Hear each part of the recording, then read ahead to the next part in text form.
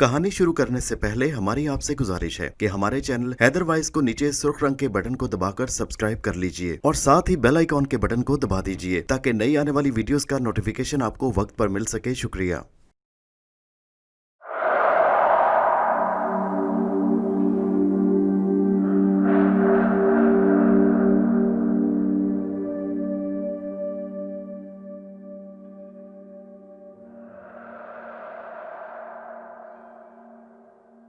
अस्सलाम वालेकुम। Haider voice channel में आप सबको खुश आमदीद। नए आने वाले दोस्तों से गुजारिश है कि हमारे चैनल हैदर वॉइस को सब्सक्राइब जरूर कीजिए और साथ ही बेल आइकॉन के बटन को दबा दीजिए ताकि अगली आने वाली वीडियोस का नोटिफिकेशन आपको वक्त पर मिल सके। शुक्रिया। स्याह रंग की पराडो अपनी पूरी रफ्तार से उड़ी जा रही थी। मेरे हाथ गाड़ी के स्टीयरिंग व्हील पर थिरक रहे थे जबकि पैर एक्सेलरेटर पर रक्सा थे। एक्सेलरेटर पर दबाव बढ़ता जा रहा था और स्याह पराडो हवा से बातें कर रही थी। आबादी पीछे रह गई थी। मैं हाईवे पर सफर कर रहा था। सड़क जहां तक नजर जाती वीरान पड़ी थी। सूरज सतह जमीन से नीचे की जानिब अपना सफर मुकम्मल करने वाला था। यह भी हमारी नजर का धोखा है कि सूरज अपना सफर मुकम्मल करता है। सफर तो हमारा होता है और हम इल्जाम सूरज पर धर देते हैं कि वो अपना सफर मुकम्मल करके गरूब होने जा रहा है। आसमान किसी दुल्हन के चेहरे की तरह खुशी से लाल हो रहा था। आसमान के गालों पर भी लाली छाई हुई थी। जिस तरह शादी के दिन करीब आने पर दुल्हन के गालों पर खुशी से लाली छा जाती है। मैं इसी सड़क पर अक्सर ड्राइव करता था। मुझे ये सड़क बहुत पसंद थी। यहाँ ट्रैफिक कम होती थी, कभी कोई ट्रक या मुसाफिर बस गुजरती और फिर सड़क सुनसान हो जाती। मैं अपनी तेज रफ्तार का शौक यहीं पूरा किया करता था। जब भी मैं खुश होता तो इस सड़क पर तेज ड्राइविंग करके अपनी खुशी का इजहार करता। जितनी तेज रफ्तारी से गाड़ी अपना सफर तय कर रही थी, मेरा जहन भी उसी तेज रफ्तारी से काम कर रहा था। आज मैं बहुत खुश था। मैंने एक डील में करोड़ों रुपए का मुनाफा कमाया था और मैं इस खुशी में तेज रफ्तार ड्राइविंग का मुजाहिरा कर रहा था। गाड़ी के साथ ही मेरे दिमाग के पर्दे पर यादों का एक लामतनाही सिलसिला भी चल रहा था। आज मैं 50 लाख की गाड़ी में सवार था और कल मेरे दिमाग में माजी किसी फिल्म की तरह चल रहा था। पुरानी कहावत है कि बंद मुट्ठी हो तो लाख की। इसीलिए जब मैं पैदा हुआ तो मेरे बाएं हाथ की मुट्ठी सख्ती के साथ बंद थी। दाई को मुट्ठी खोलने में काफ़ी दिक्कत हुई। जब दाई ने मेरी मुट्ठी खोली तो मैं चीखने लगा। मेरी माँ कहती थी कि मैं कभी रोता नहीं था बल्कि चीखते मारता था, लिहाजा उस वक्त भी मैंने चीख मारी। ये देखकर मुंह फट दाई बोली, ये लड़का बहुत गुस्से वाला है। मेरे बेटे की मुट्ठी में सारी दुनिया हो गई। अब्बा ने पहली बार मेरी बंद मुट्ठी देखी तो पेशगोई की। मेरे बाएं हाथ की मुट्ठी बंद ही रहती। जैसे जैसे मैं बड़ा होता गया ये आदत पुख्ता से पुख्ता होती चली गई। मुट्ठी बंद रखना मेरी आदत थी। मैं बाएं हाथ की मुट्ठी सिर्फ ज़रूरत के वक्त ही खोलता और फिर जल्दी से मुट्ठी बंद कर लेता, जैसे कोई चीज़ छुपा रहा हूँ। देखने वालों को भी यही शक होता था कि मैंने बंद मुट्ठी के पीछे कुछ छुपा रखा है। पहले पहले तो मेरे माँ बाप को भी यही धोखा होता और फिर स्कूल में उस्ताद भी धोखा खा जाते थे। ख़ास तौर पर इम्तिहानों में बड़ी परेशानी होती। अक्सर उस्ताद मेरी बंद मुट्ठी देखते तो फ़ौरन मेरे पास आते और कहते, ये मुट्ठी में क्या छुपा रखा है। मैं फ़ौरन कहता, कुछ नहीं सर। अरे झूठ बोलते हो, मुट्ठी खोल कर दिखाओ। और फिर मैं अपनी नन्ही सी मुट्ठी खोल देता जो हमेशा की तरह खाली होती। घर में चीज़ कोई गायब हो जाती तो मुझे डांट पड़ती और हुक्म मिलता कि मुट्ठी खोल कर दिखाओ। और मैं मासूमाना अंदाज में मुट्ठी खोल देता और सामने वाला शर्मिंदा हो जाता क्योंकि मुट्ठी हमेशा की तरह खाली होती। रफ्ता रफ्ता मेरा मासूम जहन समझने लगा कि मेरी मुट्ठी उम्रो यार की जंबील है जहाँ तमाम चीज़ें छुपाई जा सकती हैं। थोड़ा बड़ा हुआ तो मैंने आजमाइश के तौर पर अब्बा जान की जेब से 10 रुपए निकाले और तह करके मुट्ठी में छुपा लिए। अब्बा जान ने कपड़े पहनते वक्त पैसों की कमी महसूस की, फिर मेरी बंद मुट्ठी की तरफ देखा मगर ये सोचकर खामोश हो गए कि इस बच्चे की तो आदत है। और इस तरह मैं पहली बार चोरी के पैसे बाहिफाजत घर से बाहर ले जाने में कामयाब हो गया। दूसरी बार माँ ने मेरी चोरी पकड़ ली, लेकिन अब्बा जान को इस बारे में नहीं बताया क्योंकि उनकी नज़र में अब्बा जालिम इंसान थे। बच्चे को उसकी उम्र से बड़ी सजा देते थे। ये बात उस दिन मेरी समझ के आ गई कि जब तक अम्मा जिंदा है अब्बा का कानून मेरा कुछ नहीं बिगाड़ सकता। फिर मैंने सारी उम्र कानून से यही आंख मिचोली खेली। मैं दुनिया को देखने के लिए आंखें खुली रखता मगर दुनिया को समझने के लिए मुट्ठी बंद रखता था। मेरी जिंदगी तेज रफ्तारी से गुजर रही थी। मेरी जिंदगी की झील में पहली तुगयानी तब आई जब एक सुबह अब्बा काम पर गए मगर उनकी वापसी लाश की सूरत में हुई। किसी जालिम की अंधी गोली का निशाना बन गए। उस वक्त मुझे एहसास हुआ कि अब्बा जब तक जिंदा थे मैं उन्हें एक जालिम हुक्मरान समझता था। वो जब घर में होते तो मैं सहमा सहमा रहता। अब्बा के काम पर से घर आने से पहले पहले मैं खेल कूद कर घर वापस आ जाता और शरीफ बच्चा बन जाता, मगर जब अब्बा चले गए तो एहसास हुआ कि वो तो एक घना साया थे जो हर दुख, परेशानी और मुसीबत की बारिश से हमें महफूज रखते। जब वो साया हमारे सरों से उठ गया तो पता चला कि जिंदगी क्या है। जिंदगी दुखों की ऐसी पोटली है जिसमें रोज हाथ डालकर एक नया दुख निकालना पड़ता है। अब्बा के मरने के बाद 1 माह बाद रात अम्मा सोई तो सोती रह गईं। न जाने रात के किस पहर अब्बा आए और अम्मा का हाथ पकड़कर उन्हें दूसरे जहान अपने साथ ले गए। मगर वो मुझे क्यों भूल गए, मुझे किसके सहारे छोड़ गए थे? जमाने की ठोकरों में रोलने के लिए मैं क्यों जिंदा रह गया? मेरी जिंदगी जो हंसी खुशी गुजर रही थी, हम मालदार नहीं थे, मगर अब्बा जो कमाते थे अम्मा सलीके से खर्च करती। महीना हमारा खुश असलूबी से गुजर जाता। मगर अब्बा अम्मा के जाने के बाद जो कुछ मेरे साथ हुआ वो मेरी जिंदगी का एक तलख तरीन दौर था। अम्मा के इंतकाल के बाद चचा मुझे अपने घर ले आए, बेटा बनाकर नहीं बल्कि मुफ्त का नौकर बनाकर। मैं पूरा दिन काम करता, झाड़ू पोंछा से लेकर बर्तन कपड़े धोने तक, फिर कहीं जाकर 2 वक्त की रोटी मिलती। फिर एक दिन मेरे हाथ से चाची जान की जहेज के डिनर सेट की एक प्लेट टूट गई। उस दिन चाची जान ने मुझे इतना मारा कि मैं अधमुआ हो गया। फिर मुझे घर के पीछे बनी गंदी गली में बतौर सजा खड़ा कर दिया गया। गंदी गली में बदबू नाकाबिले बर्दाश्त थी। मैं चीखता रहा मगर चाची ने एक ना सुनी। फिर मैंने घर से भागने का फैसला कर लिया और गंदी गली में पड़े कीचड़ को फलांगता हुआ एक अनजानी मंजिल की जानिब चल दिया। गंदी गली में कचरा फेंका जाता है, शायद मैं भी एक कचरा था, इसीलिए गंदी गली में फेंक दिया गया। और कचरा कभी अच्छे हाथों में नहीं जाता, लिहाजा मैं कैसे अच्छे हाथों में जा सकता था? मैं भी गलत हाथों में चला गया। आखिर मैं भी माशरे का कचरा ही था। घर से भागने के बाद मैं सबसे पहले जग्गू उस्ताद के हाथ चढ़ा। जग्गू उस्ताद का चेहरा लोगों के लिए भयानक होगा, मगर मेरे लिए वो एक मेहरबान माँ की तरह था। मुझे याद है उस रात सर्दी बहुत जोरों पर थी। मैं फुटपाथ पर अखबार बिछाकर उस पर सोने की कोशिश कर रहा था। मेरे घुटने मेरे पेट में घुसे हुए थे और सर भी सीने पर झुका था। मेरे दांत सर्दी से बज रहे थे और मेरा पूरा जिस्म सर्दी से कांप रहा था कि उसी वक्त जग्गू उस्ताद ने एक पुराना कंबल मेरे ऊपर डाल दिया। कंबल की गर्मी मुझे माँ की गोद जैसी लगी और मैं आराम से सो गया। बस उसी वक्त मैं जग्गू उस्ताद का दाहिना हाथ बन गया। जग्गू उस्ताद एक मामूली उठाई गिरा था। वो चाकू दिखाकर किसी को भी लूट लेता, या किसी भी दुकान या मकान में नकब लगाकर चोरी कर लेता, या फिर किसी की जेब काट लेता था। मगर इन सब कामों के बावजूद जग्गू उस्ताद अक्सर भूखा ही रहता और उसे दिन में एक ही वक्त का खाना नसीब होता। ऊपर से आए दिन पुलिस जग्गू उस्ताद को पकड़ कर ले जाती और जब जग्गू उस्ताद पुलिस स्टेशन से वापस आता तो गर्म ईंट से मैं उसकी पीठ की टकोर करता, जहां पुलिस के बैद के निशान वाजे होते। मैं 2 साल तक जग्गू उस्ताद के साथ रहा। जग्गू उस्ताद के साथ रहते हुए मैं अक्सर सोचता कि क्या मेरी जिंदगी भी जग्गू उस्ताद की तरह गुजरेगी। फिर एक दिन जग्गू उस्ताद ज्यादा दिनों के लिए हवालात गया तो मैं उस जगह से भाग खड़ा हुआ। फिर मैंने एक आड़ती के पास नौकरी कर ली। यहाँ पर मेरे साथ बड़े बड़े इंकशाफात हुए।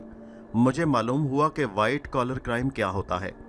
जग्गू उस्ताद तो छोटा मोटा जुर्म करने वाला था, आए दिन पुलिस उसे तंग करती, मगर आड़ती एक बड़ा मुजरिम था। वो इस तरह जुर्म करता कि कोई सबूत न छोड़ता। उसे बड़े बड़े पुलिस ऑफिसर सलाम करते, बड़े बड़े लीडर उसके घर आते। वो और उसके दीगर आड़ती साथी अक्सर व बेशतर अशियाए ज़रूरत को अपने गोदामों में बंद करके मसनूई किल्लत पैदा कर देते और फिर जब कीमतें बढ़ जाती तो अपने गोदामों का मुंह खोल देते और इस तरह लाखों ही नहीं करोड़ों रुपए कमा रहे थे। प्याज, आलू, हत्ता के जान बचाने वाली दवाओं की भी मसनूई किल्लत पैदा की जाती और जब आवाम बिलबिला उठते तो गोदामों से वो चीज़ें निकालकर दोगने चौगने दामों फरोख्त की जाती और इस तरह करोड़ों रुपया आवाम की जेबों से नाजायज़ तौर पर निकाल लिया जाता। जग्गू उस्ताद तो एक आदमी की जेब काटता था और एक जेब कतरा कहलाता था, मगर ये आड़ती तो लाखों की जेबों पर डाका डालते और मोअज़्ज़िज़ भी कहलाते थे। मैंने भी उस आड़ती के पास नौकरी करते हुए उस कारोबार के सारे इसरार और रमूज सीखे और फिर कारोबार में हाथ डाल दिया। कारोबार में मेरा दिमाग किसी शातिर आदमी की तरह चलता और कुछ अरसे में मैंने वो कामयाबियां हासिल की जो दूसरा सारी जिंदगी ना हासिल कर सके। मैं फुटपाथ से उठकर 2000 गज की कोठी में आ गया। पहले मैं फुटपाथ पर अखबार बिछाकर सोता, मगर अब नरम नरम गर्म बिस्तर मुझे अपनी आगोश में ले लेते। दौलत के साथ साथ मेरा दिल भी सख्त होता चला गया और मुझे पैसे की हवस हो गई। मेरे गोदाम और तिजोरी बड़ी होती चली गई। कहते हैं कि लालच की कोई इंतहा नहीं होती। इंसान की हवस का पेट सिर्फ कब्र की मिट्टी ही भर सकती है। मैं अमीर से अमीर होता गया और साथ ही सख्त दिल भी। मुझे रोने से और आंसुओं से शदीद नफरत थी। आज सुबह का वाकया है। मैं अपने दफ्तर से निकलकर गोदाम जा रहा था। मेरे साथ मुनीम जी थे। मुनीम जी मेरे सेक्रेटरी कम एडवाइजर ज्यादा थे और आप किसी हद तक उन्हें मेरा दोस्त भी कह सकते हैं। वो उम्र में मुझसे बड़े थे, इसलिए मैं उनकी इज्जत करता था और उन्हें एहतराम से मुनीम जी कहता। वैसे उनका नाम अब्दुल मुनीम था।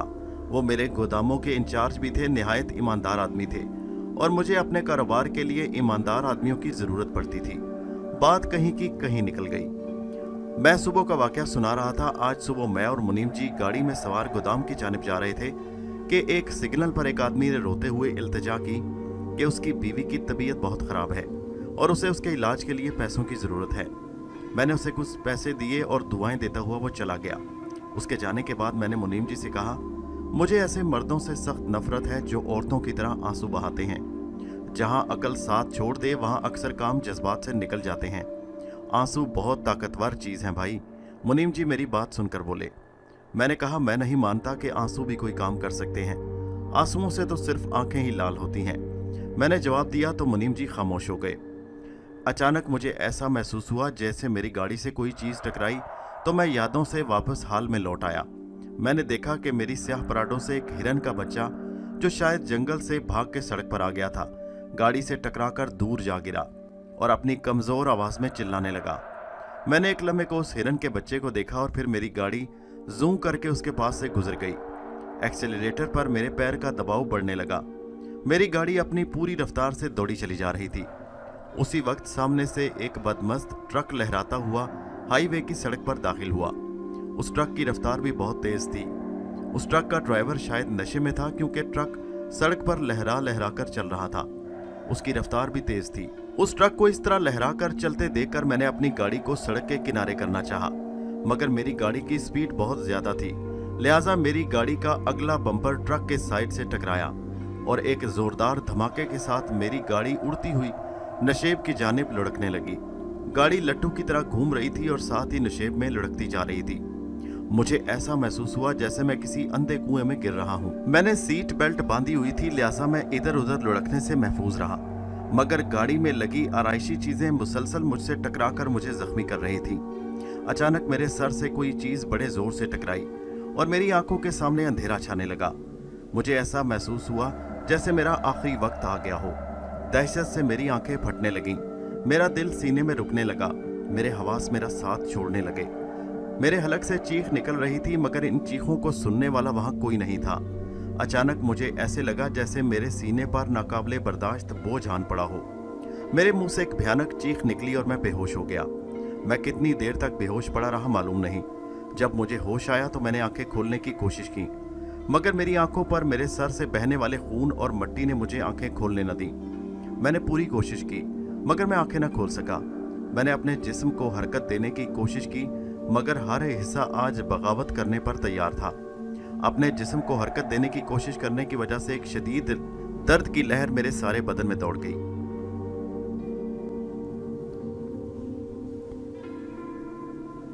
मेरे सीने पर शदीद दबाव था। ऐसे लग रहा था जैसे मनोवजनी पत्थर मेरे सीने पर रखा हो। मैं आंखें खोलकर देखना चाहता था कि मेरे सीने पर कौन सा बोझ है, मगर आंखें खुलने से इनकारी थी। उसी वक्त मुझे किसी के कदमों की आवाज सुनाई दी। मुझे खुशी हुई कि मेरे कान तो ठीक काम कर रहे थे और मैं तमाम आवाजें सुन सकता था। उसी वक्त मुझे महसूस हुआ जैसे गाड़ी का दरवाजा खुला और कोई शख्स अंदर झांकने लगा। मैंने पूरी कोशिश करके उस शख्स को अपनी जानिब मुतवज्जो करने की कोशिश की, मगर कामयाब ना हो सका। मेरे जिस्म का कोई हिस्सा मेरा कहना नहीं मान रहा था। मेरे जिस्म के किसी हिस्से में हरकत नहीं थी। उसी वक्त मुझे आवाज सुनाई दी, इस आदमी को देखो, सीधे स्टीयरिंग व्हील पूरे का पूरा इस बेचारे के सीने में घुस गया है। चल चल जल्दी से काम कर ले वरना इमदादी पार्टी आ जाएगी। मुझे दूसरी आवाज आई। फिर मुझे महसूस हुआ कि किसी ने मेरी कलाई पर से मेरी घड़ी उतार ली हो। मेरे गले से सोने की चेन और मेरे कोट से मेरा बटुआ भी निकाल लिया। फिर गाड़ी से भी कीमती चीजें लेकर वो दोनों वहां से चल दिए। मैंने हर मुमकिन कोशिश की कि उन्हें अपनी तरफ मुतवज्जो कर सकूं, मगर मैं नाकाम रहा। मुझे इस हालत में पड़े न जाने कितना वक्त गुजर गया। रात सर पर आ पड़ी थी। मुझे एहसास हो रहा था कि अंधेरा मुकम्मल तौर पर छा चुका है।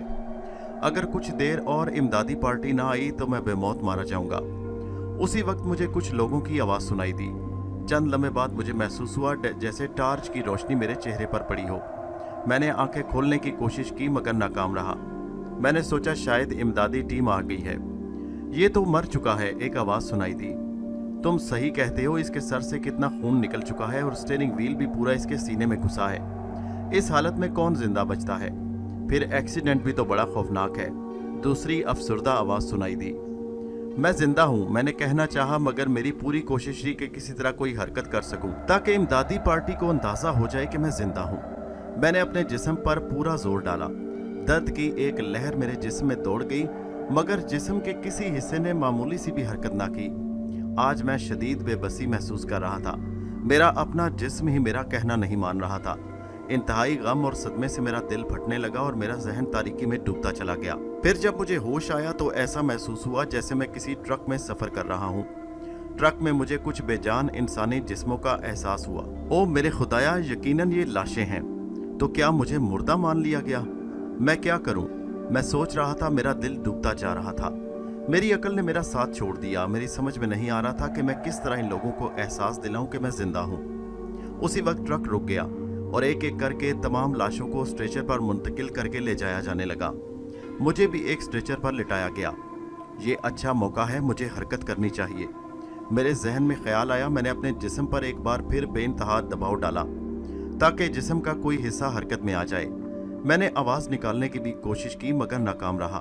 ना ही मैं कोई हरकत कर सका, ना हलक से आवाज़ निकली। बड़ी बेचारगी की कैफियत थी। अचानक मुझे एक आवाज़ सुनाई दी। कोई कह रहा था, ओह देखो तो कैसी शक्ल हो गई बेचारी की। इसका सर और सीना बुरी तरह जख्मी है। भला ऐसे हादसे में कौन जिंदा बचता है? लाश को सर्द खाने में रखवा दो। रात ज़्यादा हो गई है, सुबह इसका पोस्टमार्टम करेंगे। मुझे फिर एक आवाज़ सुनाई दी। ये आखिरी मौका है। अगर अब मैंने कुछ नहीं किया तो फिर मैं जिंदा ही दफन कर दिया जाऊंगा। ये लोग मुझे जिंदा ही कब्र में उतार देंगे। मुझे कुछ करना चाहिए। मेरा जहन पूरी तरह काम कर रहा था। मैंने एक बार फिर अपने जिस्म पर दबाव डाला कि किसी तरह हरकत हो जाए या मैंने चीखना चाहा मगर नाकाम रहा। ना मेरा कोई जिस्म हरकत कर रहा था, ना मेरे हलक से आवाज़ निकली। आखिर मैंने हिम्मत हार दी। अब मेरी निजात मुमकिन नहीं। अब मैं जिंदा ही कब्र में उतार दिया जाऊंगा। मैं आने वाले वक्त के लिए खुद को तैयार करने लगा। मुझे एक एक करके अपने हमदर्द और साथी याद आने लगे। मुझे आयला अफंदी की भी याद आई। आयला मेरी दोस्त थी। मैं उससे बेहद मोहब्बत करता, उससे जीवन साथी बनाना चाहता था। आज सुबह ही मैंने उसके लिए हीरे की अंगूठी खरीदी थी। मैंने सोचा था कि आज रात उसको कैंडल डिनर पर ले जाऊंगा और वहां उसे प्रपोज करूंगा। मेरी नज़रों में आयला का खूबसूरत चेहरा घूमने लगा। मेरा दिल भर आया। मेरे हलक में कुछ फंसने लगा और बेख्तियार मेरी आंखों से आंसू निकले। अचानक एक आवाज़ आई, डॉक्टर साहब, डॉक्टर साहब, इस आदमी की आंखों पर जमी मिट्टी से पानी निकल रहा है। पानी निकल रहा है? डॉक्टर की हैरत ज़दा आवाज़ उभरी और वो जल्दी से मेरे पास आया और मुझे देखते हुए चीखने लगा, जल्दी से रुई लाओ। उसने अपने असिस्टेंट से कहा। रुई आते ही डॉक्टर ने मेरी आंखों पर से खून और मिट्टी साफ की। अरे मेरे खुदाया, ये तो जिंदा है और ये पानी इसके आंसू है। डॉक्टर की आवाज़ उभरी। डॉक्टर की इस आवाज़ से मेरे अंदर जिंदा रहने की उमंग दोबारा उभर आई। फिर मुझे अपने सीने पर स्टेथोस्कोप रखने का एहसास हुआ और फिर डॉक्टर की आवाज़ सुनाई दी, इसके दिल की धड़कन अभी जारी है, इसे फौरन ऑपरेशन थिएटर ले चलो। अगले ही लम्हे मेरा स्ट्रेचर ऑपरेशन थिएटर की जानिब जा रहा था और मेरे कानों में मुनीम जी के अल्फाज गूंज रहे थे, जहां अकल साथ छोड़ दे वहां अक्सर काम जज्बात से निकल आते हैं। आंसू बहुत ताकतवर होते हैं मेरे भाई। दोस्तों, कहानी आपको कैसी लगी नीचे कमेंट में ज़रूर बताइए और हैदर वॉइस चैनल को सब्सक्राइब करना मत भूलिए। शुक्रिया।